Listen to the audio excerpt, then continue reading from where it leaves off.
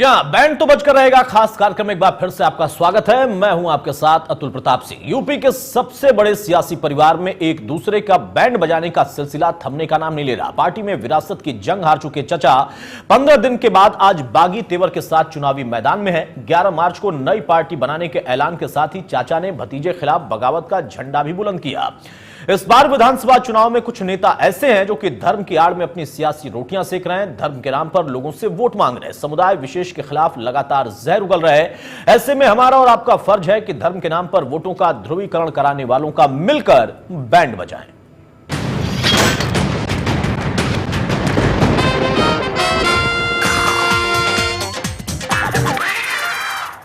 जिस चाचा ने कभी भतीजे को सियासत का कहरा सिखाया था, आज उसी भतीजे ने चाचा को सियासत में किनारे लगाना शुरू कर दिया, ऑलमोस्ट किनारे कर दिया। लेकिन चाचा भी सियासत के माहिर खिलाड़ी हैं। 15 दिन तक की खामोशी, लेकिन उसके बाद जब मंच मिला तो चाचा का अंदाज भी अलग था। भतीजे को उसका कद उन्होंने याद दिलाया। कई महीनों से सपा में अपना खुद का बैंड बजवा रहे शिवपाल एक बार फिर से एक्शन मोड में नजर आए। जमकर भतीजे अखिलेश का बैंड बजाकर बगावत का बिगुल फूंक दिया।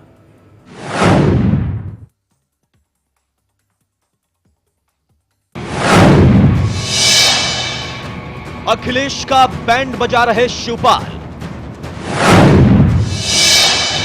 इटावा में रैली कर दिखाए बगावती तेवर। 11 मार्च को बनाएंगे नई पार्टी शिवपाल।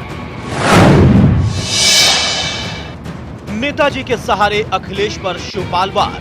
हम पार्टी बनाएंगे 11 मार्च के बाद। टिकट बांटने का अधिकार भी ले लो, केवल नेताजी को राष्ट्रीय अध्यक्ष बना रहने दो।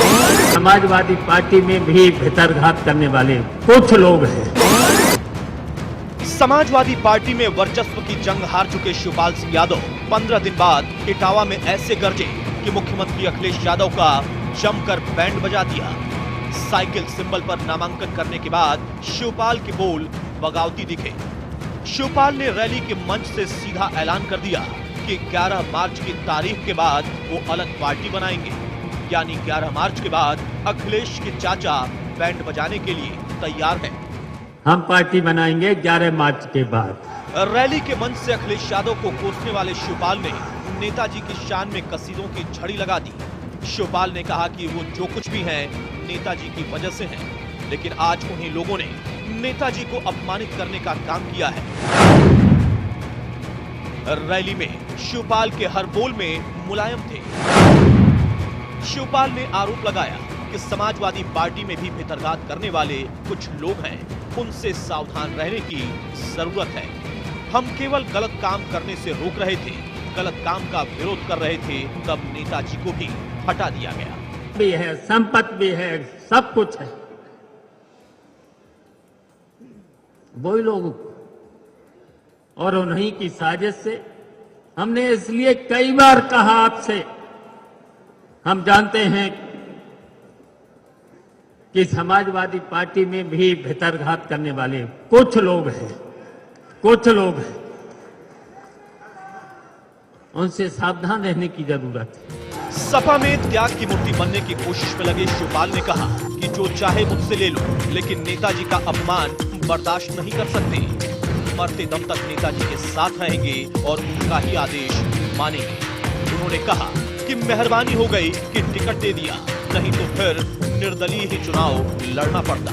इसीलिए टिकट काटा गया है, केवल इसीलिए तो टिकट काटा गया है कि शिवपाल सिंह यादव कैसे कमजोर। चलिए, अच्छा हुआ स्टार प्रचारक नहीं, हम यहीं प्रचार करेंगे, ज्यादा मौका मिलेगा, यहीं पर प्रचार करेंगे। सोचेंगे 19 के बाद मुझे कहां कहां जाना है, कहां जाना है। लेकिन अगर मौका दिया, जो पक्के समाजवादी हैं और नेताजी की अगर राय से कहीं पर भी लड़े हैं, तो हम उन सीटों पर जरूर प्रचार करेंगे। सपा के गढ़ से शिवपाल के बोल बगावती हैं, इससे साफ जाहिर है कि आने वाले दिनों में शिवपाल अगर सपा के बागियों के लिए प्रचार करते हैं तो अखिलेश का बैंड बजना तय है।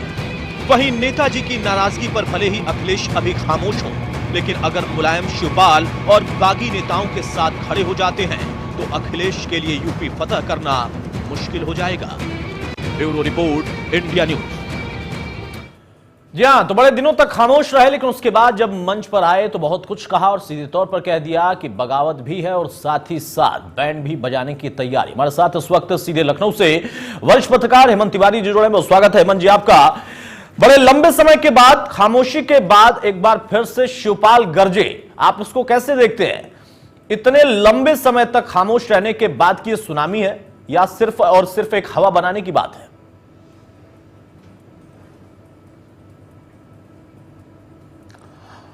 अब मुझे अतुल सुनामी तो कहीं नजर नहीं आती, बल्कि क्षमा करें, शिवपाल यादव समाजवादी पार्टी की रीढ़ रहे हैं और शिवपाल यादव का पार्टी वर्कर्स के साथ, पब्लिक के साथ जो कनेक्ट रहा है बड़ा मजबूत रहा है। लेकिन इधर 2-3 महीनों में जो कुछ हुआ उसने निश्चित रूप से शिवपाल यादव को हाशिए पर रखा है, ये सच्चाई है। अब अगर आज ऐसा बोल रहे हैं तो मुझे लगता है कि शायद बहुत प्लान तरीके से नहीं बोल रहे हैं। जो ताजा परिस्थितियां हैं, सियासत इस वक्त जिस धारा में चल रही है, वहां ये मुझे लग रहा है कि एकदम इन्होंने एक्सटेम्पोर बोला है, बहुत नियोजित तरीके से नहीं बोला है। क्योंकि उनका यह बोलना इस वक्त मुझे लगता है कि ये किसी पराजित योद्धा का प्रलाप है। अगर बगावत करनी है तो बगावत तो खुले में की जाती है साहब, बिल्कुल। और अगर बगावत करनी थी या करनी है तो शिवपाल सिंह यादव को साइकिल चुनाव निशान से पर्चा आज दाखिल नहीं करना चाहिए था। बिल्कुल, ध्यान रखिएगा। और मुझे नहीं लगता है, जितना मैं समझ रहा हूं अतुल, कि न तो मुलायम सिंह यादव और न ही शिवपाल यादव कहीं ऐसी जगह प्रचार करने जाएंगे जहां अखिलेश हर्ट हों। मैं जितने बयान, सोच और सामने जो कुछ आ रहा है, जितना बदलाव 1.5-2 महीने में देखा गया है, उससे तो इतना ही आंका जा सकता है कि ये दोनों लोग फिलहाल ऐसी गलती नहीं कर रहे हैं, क्योंकि इन दोनों लोगों को पता है कि अखिलेश की रफ्तार इस वक्त बढ़ गई है, अखिलेश का कॉन्फिडेंस लेवल बढ़ गया है और शायद परिस्थिति जन्य कारणों से अखिलेश की स्वीकार्यता भी बढ़ गई है। लेकिन अगर पार्टी बनाने की बात है तो पार्टी बनाने, देखिए शिवपाल यादव कैसे रिजेक्ट हुए, एक पल्लू का बताता हूं अतुल। 4.5 साल तक शिवपाल यादव और अखिलेश यादव के बीच में अंदरूनी नाइतफाकियां थी, लेकिन उस सतह पे नहीं आई। सतह पे तब आई जी जब 4.5 साल बाद अमर सिंह नमूदार हुए दोबारा इस पार्टी में। और सीधी सी बात है, अखिलेश यादव के मानना है कि अमर सिंह के इशारे पर ही खेल रहे हैं शिवपाल यादव, इसीलिए शिवपाल यादव के प्रति बड़ी कठोरता आ गई है इधर 2-2.5 महीनों में। बिल्कुल बिल्कुल, अखिलेश यादव के मस्तिष्क में। और इसमें कोई शक नहीं कि संगठन में भी पराजित हुए हैं शिवपाल, और सरकार में पराजय की दशा तो अखिलेश यादव ने खुद इनकी कर दी। बगावत, जहां तक बगावत शब्द बड़ा गहरा है, बगावत करना हो तो शिवपाल यादव किसी वक्त कर देना चाहिए, लेकिन वो करेगी नहीं, क्योंकि उनको नब्ज पता है, स्थिति पता है, वास्तविकता पता है। जी हाँ, बिल्कुल सही कहा आपने कि प्लान वे में उन्होंने नहीं बोला है, ये एक एक्सटेम्पोर है और सीधे तौर पर कह सकते हैं कि अपनी जगह पर पहुंचे थे, नामांकन किया तो अपने लोगों के बीच में शायद भावनाएं निकल गई और प्लान करेंगे भी क्या, प्लान करने के लिए कुछ बचा भी नहीं है। प्लान तो जिसने किया उसने इनको किनारे कर दिया। हम बैंड बजाने की जब बात करते हैं यहां पर हेमंत जी, तो चचा का तो जमकर बैंड बजा, लेकिन क्या आपको लगता है कि अभी नहीं तो आने वाले समय में जिस तारीख की उन्होंने बात की है, तारीख के बाद की बात की है, उनकी ऐसी स्थिति है भी कि वो बैंड बजा पाएंगे अपने भतीजे की?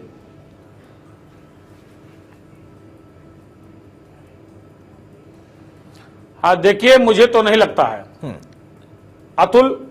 मैंने तमाम ऐसी पब्लिक गैदरिंग्स देखी हैं जहां शिवपाल यादव का अपीयरेंस देखा है, और तब मुझे लगता था कि शिवपाल यादव की स्वीकार्यता पार्टी कार्यकर्ताओं के बीच में अखिलेश यादव ज्यादा है।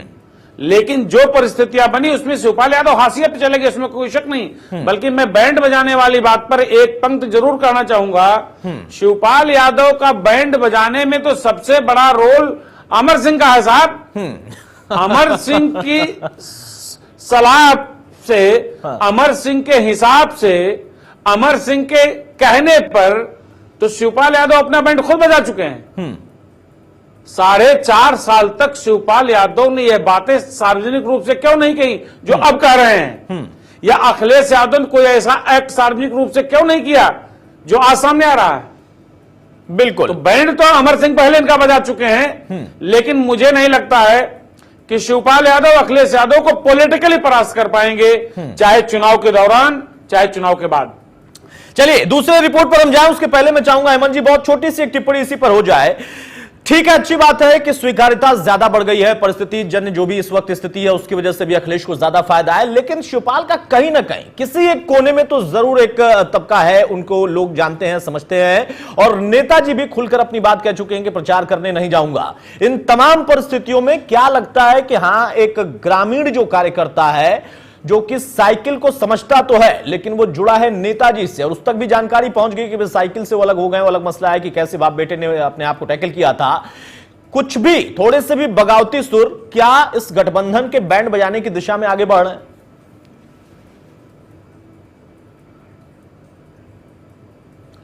देखिए, तो प्रत्यक्ष ही है और प्रत्यक्ष को प्रमाण की अवस्था नहीं है, लेकिन एक बात जानिए अतुल, जिधर जीत चलती है जमाना उधर चलता है, जिधर विजेता चलता है भीड़ उधर चलती है। बिल्कुल, भीड़ भी बड़ी मौका परस्त होती है। वर्कर्स भी वक्त की नब्ज समझते हैं। हाँ। और जी मैं फिर कह रहा हूं, मैंने अभी 1-2 मिनट पहले आपसे कहा कि 8 महीने पहले मुझे खुद लगता था कि शिवपाल सिंह यादव की स्वीकारता पार्टी कार्यकर्ताओं के बीच में अखिलेश यादव से कहीं ज्यादा है, लेकिन वक्त होता है, वक्त बदला हुआ है। कुल मिलाकर सर भीड़ भी मौका परस्त होती है, और उगते सूरज को तो सभी सलाम करते हैं, कौन नहीं करता है। उगते सूरज अभी फिलहाल जो है उनके बारे में बताने की जरूरत भी नहीं। बहरहाल एक छोटा सा ब्रेक लेते हैं, ब्रेक के उस पार लौटेंगे तो एक बार फिर से सुर्खियों के साथ अगली रिपोर्ट पर चर्चा करेंगे।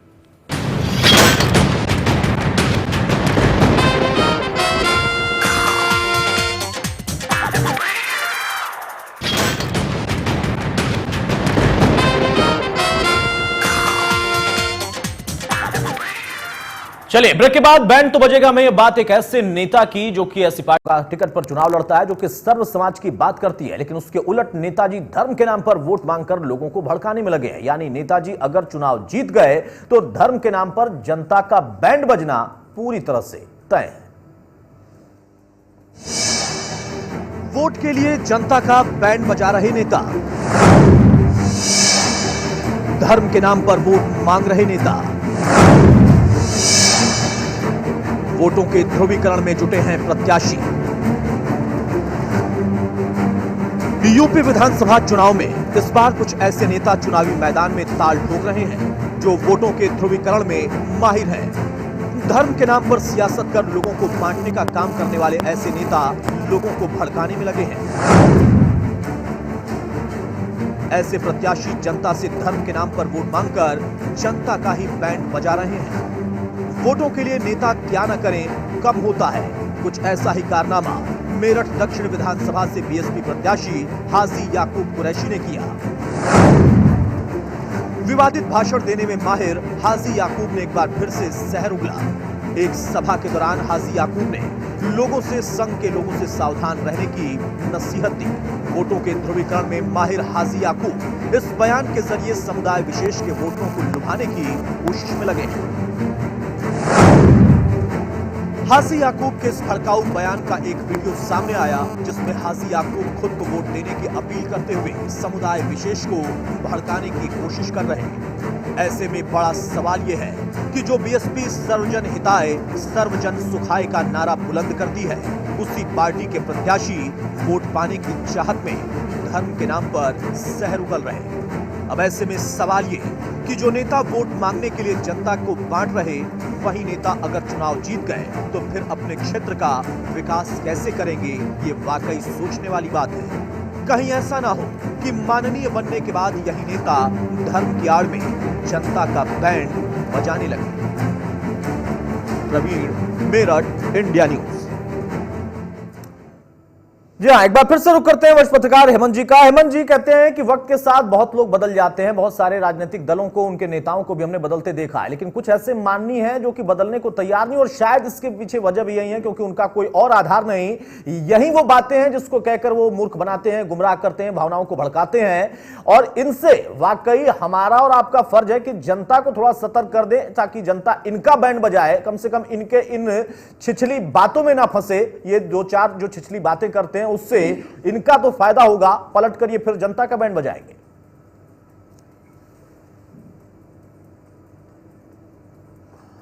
देखिए अतुल, माफ करिएगा, दुनिया की सबसे बड़ी जमहूरियत हम हैं, लेकिन हमारी जनता अपना बैंड खुद बजाती है। बार बार देखिए 2014 में क्या हुआ। हाँ। मुजफ्फरनगर दंगों के बाद बड़े बड़े नेताओं ने, जिनका बड़ा कद माना जाता है, जिनको बड़ा अक्लमंद माना जाता है, उन्होंने क्या किया? उन्होंने धार्मिक आधार पर ध्रुवीकरण के लिए यही काम किया जो हाजी याकूब कुरैशी अपने एक पर्टिकुलर कॉन्स्टिट्यूंसी में कर रहे हैं। ये एक असेंबली सेगमेंट के लिए कर रहे हैं, वहां तो 80 सीटों के लिए किया गया था। आप तो मौजूद थे, आप तो वेस्टर्न यूपी गए थे बिल्कुल उस इलेक्शन में।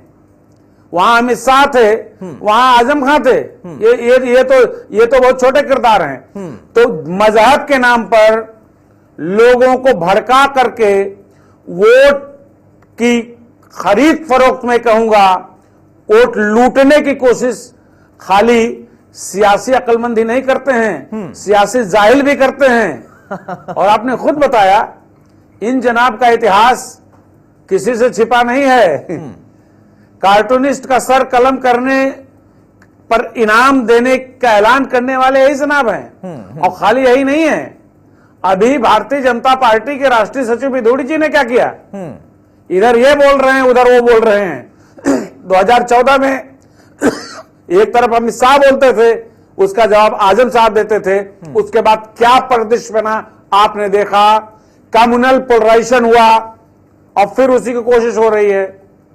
वेस्टर्न यूपी में जो बड़े पैमाने पर कम्युनल पोलराइजेशन की कोशिश हो रही है, आप बताइए। 2014 में अमित शाह भारतीय जनता पार्टी के राष्ट्रीय महासचिव और उत्तर प्रदेश के प्रभारी थे, उन्होंने बयान दिया।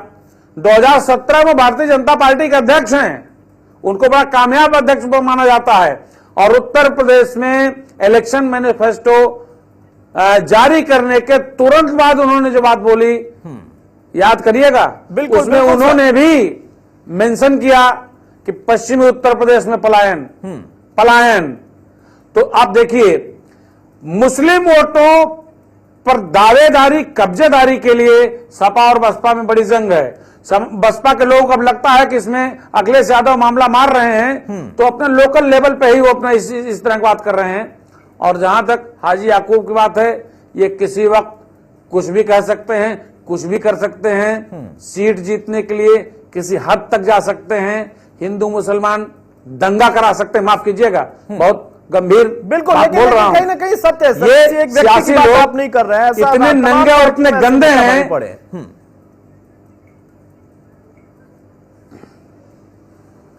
जी, तो ये गंदगी के किसी स्तर तक जा सकते हैं, इनसे ये अपेक्षा करने। और दुर्भाग्य खाली है अतुल कि हमारी जनता देखती है कि इसने हमको लूटा है, 5 साल पहले लूटा है, फिर लूटने की कोशिश करता है, जनता लूट जाती है, जनता भूल जाती है 5 साल पहले क्या हुआ, फिर दोबारा वही हरकतें करते हैं। तो ये जनाब भी वही कर रहे हैं, और ये जनाब अकेले नहीं है, अभी आप देखते जाइए। बिल्कुल 2-4 रोज के बीच में इसमें कोई शक नहीं है कि जनाब अकेले नहीं है, ऐसे माननीय हर पार्टी में बैठे हुए हैं, हर पार्टी ने उनको अपनी अपनी तरफ से मौका दिया हुआ है। और जैसा आपने कहा कि जनता भी अजीब है, बैंड खुद भी बजवाती है, भूल जाती है कि 5 साल पहले किसी ने बैंड बजाया था, फिर 5 साल बाद अगर मौका मिल जाए तो उसी को सुनिश्चित कर देती है।